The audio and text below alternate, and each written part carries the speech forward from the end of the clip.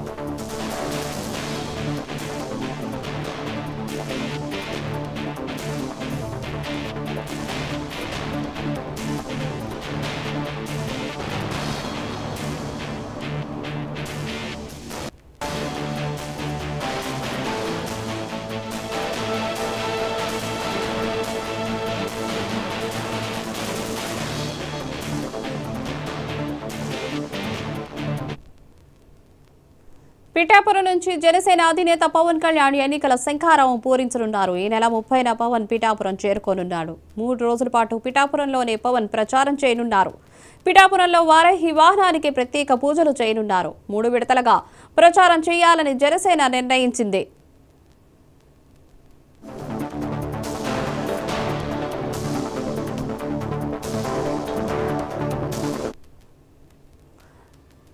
దీనిపై మరిన్ని అప్డేట్స్ మా రీజనల్ కోఆర్డినేటర్ అనిల్ లైవ్ లో అందిస్తారు. అనిల్ చెప్పండి.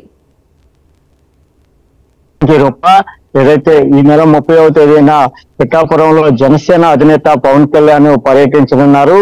ఎన్నికల ప్రచారానికి శంఖారావం అక్కడి నుంచే పూరించనున్నాడు. 3 రోజుల పాటు పిఠాపురంలోనే ఆయన పర్యటిస్తారు. ఎందుకంటే అక్కడ జనసేన అధినేత పవన్ కళ్యాణ్ అక్కడి నుంచే పోటీ చేస్తున్న నేపథ్యంలో ముందుగా అక్కడ నుంచే ఆ వరాహి వాహనానికి ప్రత్యేక పూజలు చేసిన అనంతరం అక్కడి నుంచి ఆయన ప్రచారాన్ని ప్రారంభిస్తారని చెప్పుకోవచ్చు. ఎన్నికల ప్రచారంలో అక్కడి నుంచే శంఖారావం పూరించి రాష్ట్ర వ్యాప్తంగా జనసేన అభ్యర్థులు ఏదైతే ఉందో కూటమిలో 21 స్థానాలు జనసేనకి కేటాయించడం జరిగింది. ఆ జనసేన 21 స్థానాల్లో కూడా జనసేన అధినేత పవన్ కళ్యాణ్ పర్యటిస్తారని కూడా తెలుస్తా ఉంది. అలానే రాష్ట్ర వ్యాప్తంగా 3 విడతలుగా ఈ ప్రచారానికి పూర్తిగా ఆయన చేయనున్నట్లుగా మనకు తెలుస్తున్న సమాచారం. రాష్ట్ర వ్యాప్తంగా చూసుకున్నట్లయితే జనసేన అధినేత పవన్ కళ్యాణ్ 3 ప్రాంతాల్లో కూడా పాల్గొని ఆయన ప్రచారాలు చేస్తారని తెలుస్తుంది. ప్రధానంగా పిఠాపురంలో మాత్రం ఆయన 3 రోజుల పాటు ఇక్కడే నాయకులు కార్యకర్తలతో కలిసి